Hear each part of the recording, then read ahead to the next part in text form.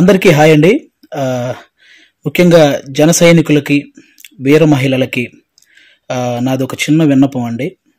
నేను ప్రొఫెషనల్‌గా కమెడియన్ అయ్యుండొచ్చు గానీ, పర్సనల్‌గా 80% మార్కులతో బీటెక్ కంప్లీట్ చేసి, ఈ సమాజం మీద, రాజకీయాల మీద, అలాగే వ్యక్తుల మీద, విలువల మీద, అన్నిటి మీద అవగాహన కలిగిన ఒక వ్యక్తిని నేను కూడా.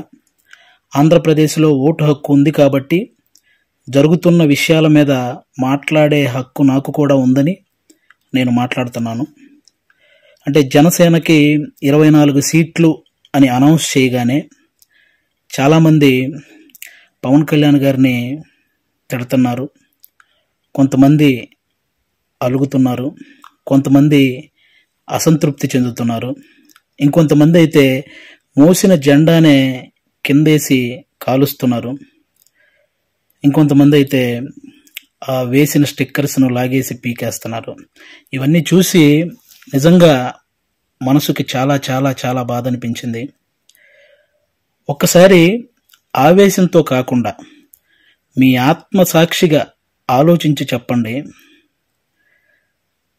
తను నమ్ముకున్న ప్రజలను కానీ, తనతో నడుస్తున్న నాయకులను కానీ మోసం చేసే వ్యక్తిత్వం పవన్ కళ్యాణ్ గారికి ఉంటుందా అండి?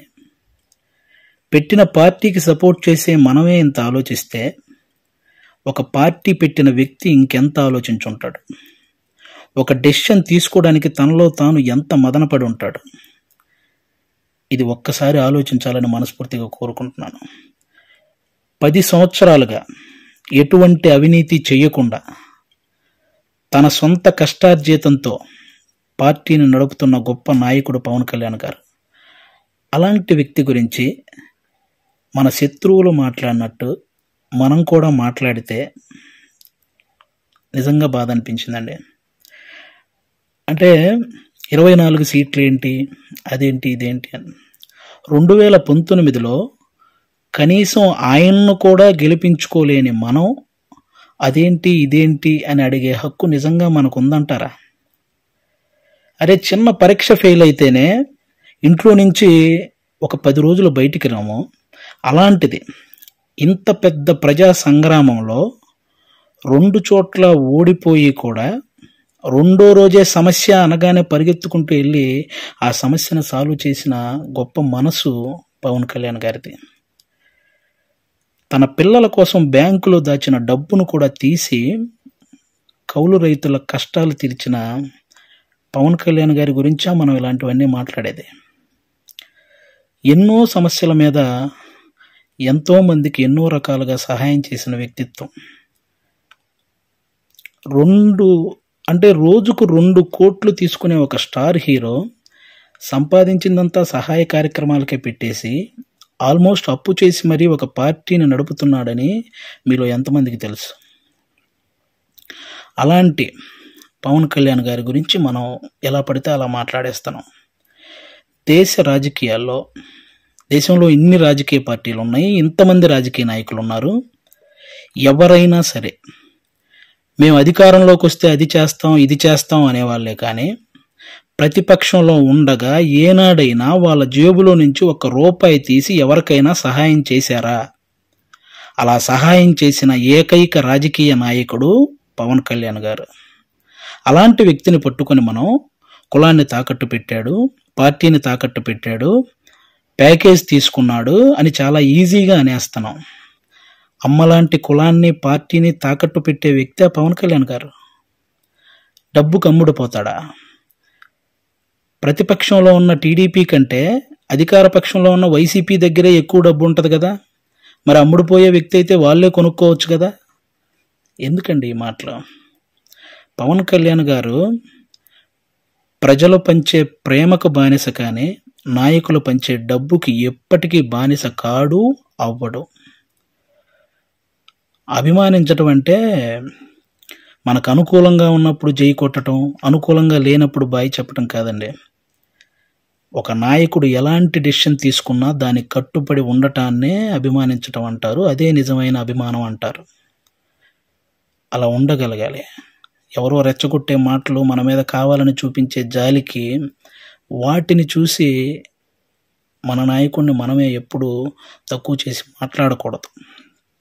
అలాగే టీడీపీ కార్యకర్తలకు కూడా నా నుంచి ఒక చిన్న విన్నపం అండి.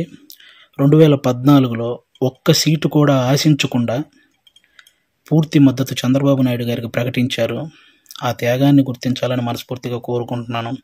అలాగే 2023లో 14 సంవత్సరాలు ముఖ్యమంత్రిగా చేసిన ఒక వ్యక్తిని, పేద కుటుంబాల్లో ఎంతోమంది పేద విద్యార్థులు వాళ్ళు ఐటీ జాబ్ చేయొచ్చు, అమెరికాలోకి వెళ్ళి సెటిల్ అవ్వచ్చు అని ఈ ఐటీని తెలుగు రాష్ట్రాల్లో ప్రతి ఒక్కరికి పరిచయం చేసినటువంటి చంద్రబాబు నాయుడు గారు లాంటి వ్యక్తి ఒక 70 ఏళ్ల పైబడిన వ్యక్తిని జైల్లో పెడితే నిజంగా చాలామందికి బాధ అనిపించింది.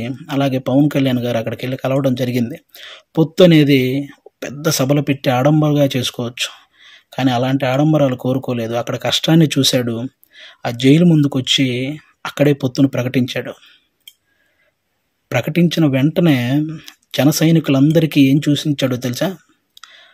అవసరంలో మనం ఆదుకున్నాం కాబట్టి అనవసరంగా టీడీపీని ఎవరైనా తక్కువగా మాట్లాడడం కానీ తప్పుగా మాట్లాడడం కానీ చేయొద్దని జన సైనికులందరికీ చూసించారు.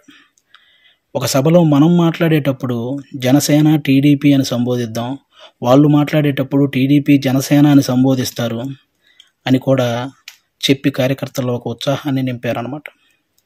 అంటే ఒక పొత్తు ధర్మాన్ని ఇంతకంటే నిజాయితీగా పాటించే వ్యక్తి ఎవరైనా ఉంటారా?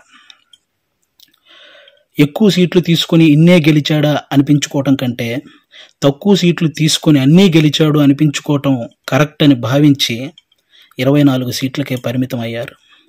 కాబట్టి టీడీపీ కార్యకర్తలందరికీ రేపొద్దున ఆ 24 చోట్ల టీడీపీ కార్యకర్తల ఓటు ట్రాన్స్ఫర్ ఖచ్చితంగా జనసేనకు జరగాలి. ఆయన త్యాగాన్ని రుణం తీర్చుకోవాల్సిన సమయం వచ్చిందని నేను అనుకుంటున్నాను. అలాగే పవన్ కళ్యాణ్ గారి మాటని గౌరవించి జనసేన కార్యకర్తలు కూడా టీడీపీ నిలబడ్డ ప్రతి చోట ఆ ఓటు ట్రాన్స్ఫర్ జరగాలని మనస్ఫూర్తిగా కోరుకుంటున్నాను.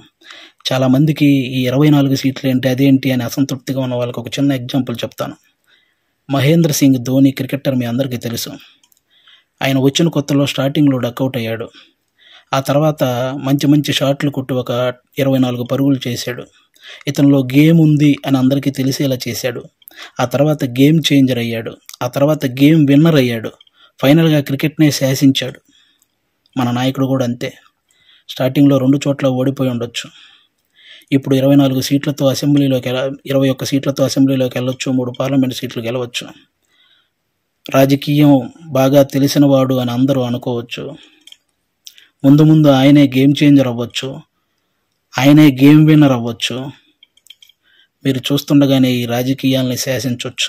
కాబట్టి ఎప్పుడు ఎవరిని తక్కువగా అంత ఈజీగా ఒక పార్టీ నడిపే అధ్యక్షుడు ఎంత ఆలోచించుంటే ఇవన్నీ చేస్తుంటాడని గుర్తుపెట్టుకొని మాట్లాడాలని మనస్ఫూర్తిగా కోరుకుంటున్నాను. ఆయన నిలబడ్డ 24 సీట్లు గెలిపించి ఒక మంచి పొజిషన్లో ఉంచండి. మన మనసులో ఉన్న పొజిషన్కి ఆయనే చేరుకుంటారు. థ్యాంక్ యూ అందరికీ.